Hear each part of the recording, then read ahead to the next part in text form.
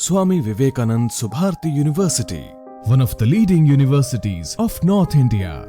250 acres campus, 220 plus professional and vocational programs, 20,000 plus students, state-of-the-art infrastructure. Come and give wings to your career with Swami Vivekanand Subharti University, where education is a passion. NH58, Meerut, Delhi, NCR. 3 दिन का अनशन क्या चूल्हे हिला पाएगा यहाँ के प्रशासन की स्वास्थ्य विभाग? और देखिए, आपके सामने यहाँ पे एडीएम सिटी और सीएमओ आए थे। मैंने उनसे कहा है कि आप यहाँ अस्पतालों की लूट और प्राइवेट हॉस्पिटल्स की लूट को रोकिए। इसमें गरीब आदमी का शोषण हो रहा है और अगर इस पे वो मानते नहीं, काम नहीं करते, कार्रवाई नहीं करते तो हमारे लिए आंदोलन का रास्ता खुला हुआ है। हम फिर और इस आंदोलन को फिर से दोबारा और बड़ा व्यापक बनाएंगे। इसके अलावा हमने ये तय किया है कि हर ज़िले के अंदर हम लोग जो गांवों में प्राथमिक स्वास्थ्य केंद्र हैं, कस्बों में जो तहसीलों पे सामुदायिक स्वास्थ्य केंद्र हैं, जिला अस्पताल है, मेडिकल कॉलेज है, इसको आम आदमी पार्टी की टीम निरीक्षण करेगी। जो गांवों के स्कूल हैं उसका निरीक्षण करेंगे। शहरों में जो कुछ स्कूल बने हैं नगर निगम या नगर पालिका के या सरकारी स्कूल जो हैं उनका भी हम निरीक्षण करेंगे। हमने इसके लिए 2022 के पहले मुहिम चलाई भी थी, तो बीच में वो थोड़ा शिथिल पड़ गई, लेकिन अब इसको हम लोग फिर से एक बड़ा मुद्दा बनाएंगे स्कूल और अस्पताल को, क्योंकि हमारा मानना है कि असली राष्ट्रभक्ति और देशभक्ति यही है कि हमारे बच्चे अच्छे स्कूल में पढ़ें और हमारे लोगों को अच्छा इलाज मिले।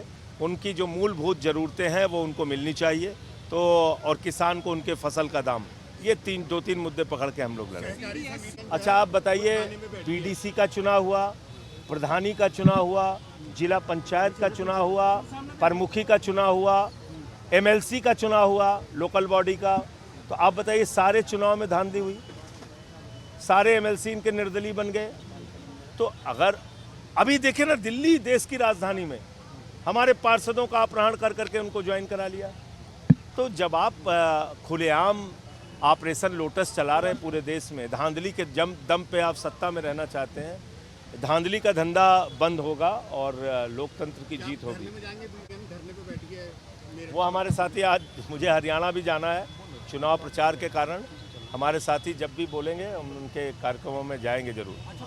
एक बात आप शायद छोड़ रहे हैं कि उसमें ज़्यादातर कंपनियां ऐसी हैं जिन्होंने भारतीय जनता पार्टी को चंदा दिया है। तो ये चंदा दो धंधा लो वाला जो कार्यक्रम है, इसकी गहनता से जांच होनी चाहिए सुप्रीम कोर्ट की मॉनिटरिंग में, क्योंकि सुप्रीम कोर्ट ने कहा कि इलेक्टोरल बॉन्ड असंवैधानिक है, अवैध है, गलत है। और उसके बाद जो रिसर्च निकला है सामने, जो जानकारी आई है कि 3,02,000 करोड़ रुपए के ठेके, मैं फिर से रिपीट कर रहा हूँ, 3,02,000 करोड़ रुपए के ठेके पूरे देश में उन कंपनियों को दिया गया जिन्होंने बीजेपी को चंदा दिया है। ये कोई सामान्य मामला नहीं है, ये भ्रष्टाचार का खुला मामला है जिसको सुप्रीम कोर्ट ने खोल दिया।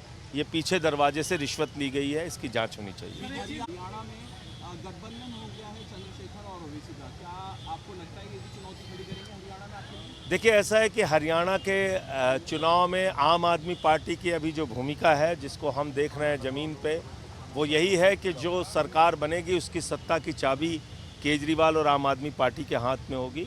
हमारे समर्थन के बिना सरकार नहीं बनेगी। और वहाँ भी हम 5 गारंटियों की बात कर रहे हैं, इलाज फ्री, शिक्षा फ्री, 1,000 रुपये प्रतिमाह माताओं बहनों को, और बेरोजगारों को रोजगार। ऐसे मुद्दों को लेकर हम लड़ रहे हैं। यूपी के 4 टुकड़े होने चाहिए? हम तो पहले से इस बात के समर्थक रहे हैं कि पश्चिमी उत्तर प्रदेश को एक अलग प्रदेश बनाया जाए, बुंदेलखंड बनाया जाए, अवध का क्षेत्र है, पूर्वांचल का क्षेत्र है। बीजेपी के नेता कहते हैं मैं इस मांग का हमेशा समर्थन। अरे, भाजपाई दिमाग से, उनका दिमागी रूप से विकलांग हो चुके हैं, उनकी बातें मत किया कीजिए। देश की, अरे उनके नेता तो खुद जाके बांग्लादेश में बोल के आए कि मैं बांग्लादेश का सेनानी हूँ, योद्धा हूँ, मैंने बांग्लादेश आज़ाद कराया है। मोदी जी ने बोला, नहीं बोला? संजय सिंह को तो नहीं बुलाया था बांग्लादेश वालों ने, वो तो मोदी जी गए थे वहाँ पे कहने के लिए। तो ये फर्जी बातें करते हैं, इनकी बातों को छोड़ दीजिए, कोई मतलब नहीं है। हमको ध्यान देना है अपने बच्चों के भविष्य पे और उत्तर प्रदेश की तरक्की पे। और मैं समझता हूँ कि प्रशासनिक व्यवस्था को चलाने में इससे मदद मिलती है अगर छोटे प्रांत होते हैं। सर एक चीज बताइए, उस पर गुलाबो देवी का ये कहना कि भी बैंड बाजे वाले भी जो नाम है वो नाम क्यों नहीं लिखते, क्या चल रहा है? देखिए, मैंने तो पार्लियामेंट में भी इस विषय में बोला, नेम प्लेट लगवाना है तो अडानी के गले में लगाओ कि 2.5 लाख करोड़ का कर्जा उसने लिया है, देश के साथ देश की बैंकों को लूटा है। लगाना है तो नीरव मोदी पे लगाओ, ललित मोदी पे लगाओ, पूरा देश ये जाने कि उनके बैंकों से हजारों करोड़ लाखों करोड़ की लूट इन लोगों ने की है, चंद पूंजीपतियों ने मोदी के साथ मिलके। गरीब आदमी को परेशान करने के लिए क्या फ़ायदा इसका? आप सोच रहे हो खाली हिंदू मुसलमान होगा इससे? कोई दलित भी अपना बोर्ड लगा लेगा ना तो भाजपाई जिस मानसिकता के हैं उसके यहाँ खाना खाने नहीं जाएंगे। मैं सामाजिक व्यवस्था को हजारों वर्ष की जो है उसको बहुत अच्छे से अध्ययन भी किया हूँ, जानता भी हूँ, समझता भी हूँ। सर एक